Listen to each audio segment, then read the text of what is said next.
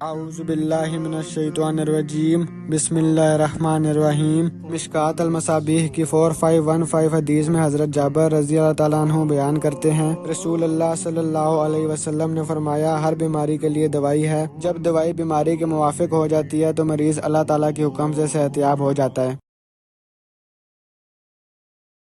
تو کیا ہو گیا؟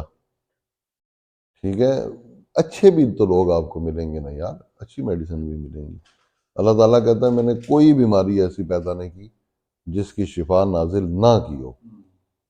ٹھیک ہے، پھر مشکوٰۃ کی حدیث پہ جائیں 4514، اس میں فرمایا گیا ہر بیماری کی دوا ہے۔ جب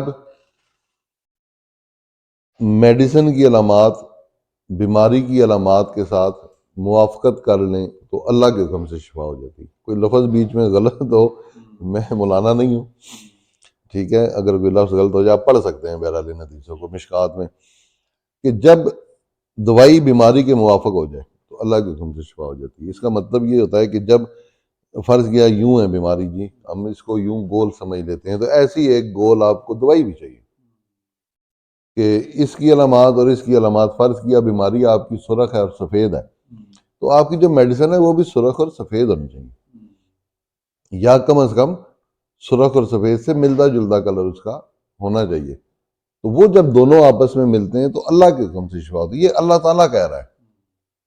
ٹھیک ہے، پھر ہومیوپیتھی کا بنیادی اصول بھی یہی ہے، جس کو علاج بالمثل کے نام سے، اس کا پہلا بنیادی اصول ہے ہومیوپیتھی کا، علاج بالمثل اس کو بولتے ہیں۔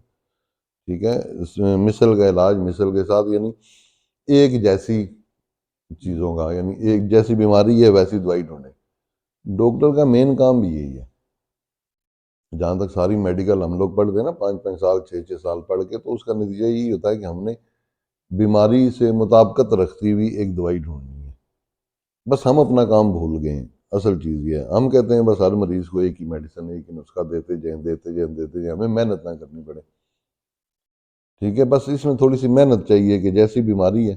اب دیکھیں نا، انہوں نے بات کی ہے سلائیوری سٹون کی، تو میں نے کہا یار میں نے آج سے پہلے مریض نہیں دیکھا، حالانکہ میں پھر اگر اپنی ناک بیچ میں لاتا یا ناک بیچ میں لاتے تو میں کہتا ہاں ٹھیک ہے، ٹھیک ہو جائے گا۔ یہ کہتے جی وہ آپ کو پتہ ہی ہے بیماری کیا ہوتی ہے، میں کہتا ہاں یار یہ وہ، بندہ مختلف باتوں سے ٹال سکتا ہے ان چیزوں کو، ضرورت نہیں ہوتی اتنی، کیا انا ڈاکٹر نے بیچ میں لانی یار، میں چلو ایک ڈاکٹر ہوں، یہ تو نہیں کہ دنیا جہان کا سارا علم میرے پاس ہوگا، ایسا تو نہیں ہو سکتا۔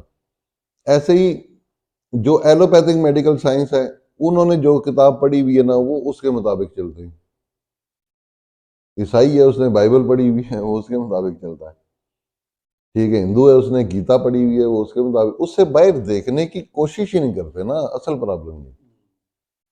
ایلوپیتھک میڈیکل سائنس کہہ رہی ہے جی کارٹیلیج نہیں ریپیئر ہو سکتی، ہومیوپیتھک میڈیکل سائنس کہہ رہی ہے 100% ریپیئر ہو سکتی ہے۔ اب جو ہومیوپیتھک میڈیکل سائنس جس نے پڑھی ہوئی ہے وہ اپنی بات پہ اڑا ہوا ہے، جس نے ایلوپیتھک میڈیکل سائنس پڑھی وہ اپنی بات پہ اڑا ہوا ہے۔ تو یار دونوں تینوں پڑھ لو نا، ڈاکٹر میں اتنی ایبلٹی تو ہونی چاہیے نا۔ دنیا میں 96 قسم کے طریقہ علاج رائج ہیں، یعنی جو رائج نہیں ہیں ان کو چھوڑ گئے، 96 قسم کے پوری دنیا میں مختلف ممالک میں طریقے رائج ہیں۔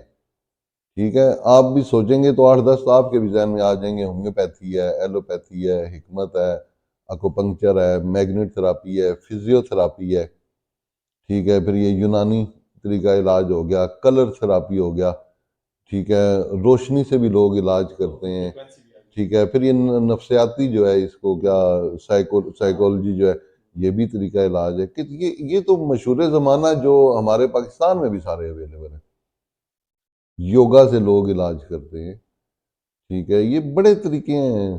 آج کل تو وہ ڈانس بھی نکلے ہوئے ہیں علاجوں کے لیے، ٹھیک ہے، مختلف قسم کے ایکسرسائزز ہیں، اور ایسے کتنے طریقے ہیں جن سے علاج کیا جاتا ہے۔ ٹھیک ہے، ہماری پرابلم کیا ہے کہ ہم نے اپنا ایک علاج پڑھا ہوا، بس ہم اس پہ پکے ہوئے، بس یہی ہے، ہم کہتے ہیں ہاتھی یہی ہے۔ ٹھیک ہے، تو جس نے جیسا پڑھا ہوا ہے وہ اس کا ہاتھی ویسا ہی ہوتا ہے۔ یہ میں کہتا ہوں یار سارا پڑھو، پھر چھوڑ کے سائنس کو اگر ہم قرآن پاک پہ چلیں تو زیادہ بہتر ہے۔ ہماری کمزوری یہی ہے نا کہ ہم لوگوں نے قرآن پاک ترجمے کے ساتھ نہیں پڑھا ہوا تھا. سر اس کی وجہ میں نے آپ کو پہلے بتائی ہے کہ ہم اپنی کتاب کے پیچھے بھاگتے ہیں بس. ٹھیک ہے, ہندو نے گیتا پڑھی ہوئی ہو, گیتا کو تھام کے بیٹھا ہوا ہے. کرسچن اس نے بائبل پڑھی ہوئی ہو, بائبل کو تھام کے بیٹھا ہوا ہے. ٹھیک ہے, اللہ کہتا ہے کہ قرآن پاک کی رسی کو مضبوطی سے تھام لو. یہ الفاظ ہیں اس کے خطبہ حجۃ الوداع دیکھ لیں نا, جو آخری خطبہ تھا نبی پاک صلی اللہ علیہ وسلم نے, کیا کیا چیزیں اس میں. کیا ہم یہ سوچ سکتے ہیں کہ سائنس قرآن پاک سے بھی اوپر ہے؟ اور سائنس نے تو ابھی تک کیا ہی کیا. اتنی دیر سے میں سائنس کی باتیں کر رہا ہوں, سائنس نے ابھی تک کیا کیا. ہماری جو کمزوری ہے نا وہ صرف یہ کہ ہم نے قرآن پاک کو با ترجمہ با تفسیر نہیں پڑھتے ہم لوگ اس کو. ٹھیک ہے, شفا کے ہزاروں طریقے قرآن پاک میں لکھے ہوئے ہیں, تب ہوں گے جب ہم ان کو پڑھیں گے, ہمیں پتہ ہوگا. کہتے ہیں قرآن پاک میں کہ اللہ تعالیٰ انسان سے بات کر رہا ہے. ٹھیک ہے, اب اللہ تعالیٰ میرے سے کچھ فرما رہا ہے, مجھے پتہ ہی نہیں ہے اللہ کیا کہہ رہا ہے, تو میں کیا جواب دوں گا؟ نماز میں کہتے ہیں کہ انسان اللہ سے بات کرتا ہے. ٹھیک ہے, قرآن پاک میں اللہ انسان سے بات کر رہا ہے. ٹھیک ہے, اب ہمیں یہ, چونکہ ہماری عربی کمزور ہے, بڑی زیادہ کمزور, کیا سرے سے آتی ہی نہیں. کوئی دو چار لفظ آپ کو بھی آتے ہوں گے, کئی فعالوں کا مجھے بھی آتے ہیں. ٹھیک ہے, لیکن اس سے کیا میں قرآن پاک سمجھ سکتا ہوں؟ ہمیں قرآن پاک با ترجمہ پڑھنا چاہیے. ہماری کلاسوں میں پہلی کلاس سے لے کے ایف ایس سی تک یا ایف اے تک ہاں قرآن پاک کی تعلیم ہونی چاہیے. با ترجمہ سکھائیں اور عربی سکھائیں. کیا مشکل ہے نظام تعلیم میں یہ چینج لانا؟ اگر ہم سوشیولوجی پڑھ سکتے ہیں, ٹھیک ہے, ہاں فرینچ پڑھتے ہیں, یہ تو یہ بھی تو ہو سکتی ہے. ہاں, یہ پڑھایا جا سکتا ہے. پھر تھوڑی سی تعلیم جو ہے نا اس کی میڈیکل کی, تھوڑی سی بنیادی تعلیم, کیا کھائیں کیا نہ کھائیں. ٹھیک ہے, آپ بڑے سے بڑے یہاں پی ایچ ڈی لوگ بھی آتے ہیں, میں نے دیکھا انہیں یہ نہیں پتا سپر فوڈ کیا ہوتا ہے. وہ کہتے ہیں سپر فوڈ کیا ہوتا ہے جی, انہوں نے نام ہی پہلی دفعہ سنا ہوتا ہے.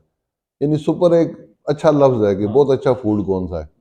ہمیں نہیں پتا کہ یار بہت اچھا فوڈ کون سا ہے. ٹھیک ہے, دال اچھی ہے یا گوشت اچھا ہے یا سبزی اچھی ہے یا فروٹ اچھا ہے. ٹھیک ہے, وجہ یہ بیسک ایجوکیشن ہمارے پاس نہیں ہے نا. یہ نظام تعلیم میں شامل ہو جائیں یہ چیزیں تو بہت اچھا ہوتا ہے. باقی ایک بات انجینئر صاحب ہمیشہ ذہن میں رکھیں, جو چیز خراب ہو سکتی ہے وہ ٹھیک بھی ہو سکتی ہے. ٹھیک ہے نا, یہ تو سمجھتے ہیں. تو پھر آپ کی ریڑھ کی ہڈی کیا پیدائشی خراب تھی, شروع سے خراب تھی؟ نہیں تھی نا, ٹھیک تھی نا. ہاں, تو وہ خراب ہو گئی. بڑی عام سی مثال لے لیں یار, یہ پودا ہوتا ہے نا چھوٹا سا, اس کو آپ ایک دن پانی نہ دیں, اگلے دن یوں ایسے مرجھا جائے گا. اب آپ کہیں گے یہ مرجھا گیا, اب یہ تو کبھی اٹھ نہیں سکتا ہے, تو کبھی یار پانی دو, دیکھو کیسے کھڑا ہوتا ہے. سیم یہ کنڈیشن ریڑھ کی ہڈی کی ہوتی ہے. اب یہ آہستہ آہستہ ٹیڑھے ہونے کی طرف آ گئی کہ اس میں زور کم ہوتا جا رہا ہے. جب زور کم ہوتا جا رہا ہے نا تو وہ ویکنس اس کی بڑھتی جا رہی ہے. اب اس کو کیا چیز چاہیے کہ اس کو ایسی چیز ہے جس سے اس کو طاقت ملے. طاقت ملے گی دوبارہ ایسے ہو جائے گی. یار بابے نہیں ایسے ہو جاتے. ایج فیکٹر بھی ہوتا ہے اس میں, مطلب نہیں, ایج فیکٹر آپ کا تو نہیں ہے نا. نہیں نہیں, خالی باتیں نہ سنیں نا. نہیں نہیں نہیں نہیں, 130 سال کی زندگی, یہ بھی اسٹڈی پھر کر لیں نا. 130 سال کی زندگی اللہ نے دی ہوئی ہمیں. سب سے بڑی بیماری جو ہے نا وہ یہ ہے, انہوں نے جب سے ان کے بچے بڑے ہوئے یہ کہا کہ ہماری زندگی بھی ختم ہوگی, ابھی ہم بوڑھے ہو کر بھی ان کے لیے کام کرنا ہے, ہماری بس ہم اور ہو گئے. یہ ان کا خیال ہے نا. اب ان کا خیال اگر غلط ہو تو اس کا کیا حال ہے؟ ہندو کتنا سیانا ہے, یہودی کتنا سیانا ہے, عیسائی کتنا سیانا ہے, پھر بھی کافر ہیں. مسلمان کیوں نہیں ہو جاتے؟ ٹھیک ہے, اتنے سیانے ہیں تو یار مسلمان ہی ہو جائیں نا. کیا قرآن پاک کو جھٹلا سکتا ہے کوئی؟ ابو جہل کتنا پڑھا لکھا, کتنا سیانا بندہ تھا, ٹھیک ہے, وہ جھٹلا سکتا؟ اس نے نہیں جھٹلایا قرآن کو. اس نے کہا اے محمد تو بھی سچا ہے, تیرا خدا بھی سچا ہے, میں پھر بھی نہیں مانوں گا. اس کے الفاظ نے کہا جی میں پھر بھی نہیں مانوں گا, جو مرضی کر لو. یہ بندے ڈھیٹ بھی ہو جاتے ہیں نا, اس کا کیا ہے؟ وہ تو خیر ضد پہ جو آتے ہیں, دیکھو اللہ تعالیٰ حساب کرے گا اس سے. جس کو پتہ چل جائے کہ 100% وہ بندہ پیغمبر ہے اور پھر نہ مانے, دیکھیں نا, میں یہی باتیں میں بالکل, تو اس کے لیے جانا ہے. لیکن جو بندے کے ذہن میں ڈاؤٹ ہو, جو ایک بندہ ہندو گھر میں, نہیں ہم یہ تو نہیں کہہ رہے کہ آپ کے لیے جہنم ہے, جو بندہ کرسچن گھر میں پیدا ہو, ہاں, اب وہ بندے نے کبھی اس کو چیلنج نہیں کیا. یہی میں کہہ رہا ہوں نا, یہی میں کہہ رہا ہوں نا. ہاں ہاں, سوال میں یہ نہیں, وہ دیکھیں وہ دین کے سوالات ہیں نا, وہ دین کے سوالات ہیں. کوئی عالم اگر جواب دے تو وہ زیادہ بہتر ہوگا. میں ہو سکتا ہے بہت اچھا جواب نہ دے سکوں, ان معاملات میں. میں تو گیا میرا تو جو مقصد ہوتا ہے نا، میں تو ہر نظر میں الحمدللہ ہاں، میرے دوست ہے عام بندے کا یہ کام نہیں ہے کہ زیادہ ڈیپ ان باتوں میں جا سکے. جو ہے وہ اصل میں جب حضور صلی اللہ علیہ وسلم اپنے چچا کے پاس گئے یا ابو جہل کے پاس گئے، ان لوگوں کو پتا ہے کہ آپ پیغمبر بھی اللہ کے ہیں، آپ کا دین بھی سچا ہے، آپ کا ہر چیز سچا ہے، لیکن میں نہیں لاتا ایمان. ہاں، نہیں لانا. اس کے لیے جو ہے اللہ تعالیٰ نے صاف صاف فرمایا ہے کہ یہ جہنمی ہے.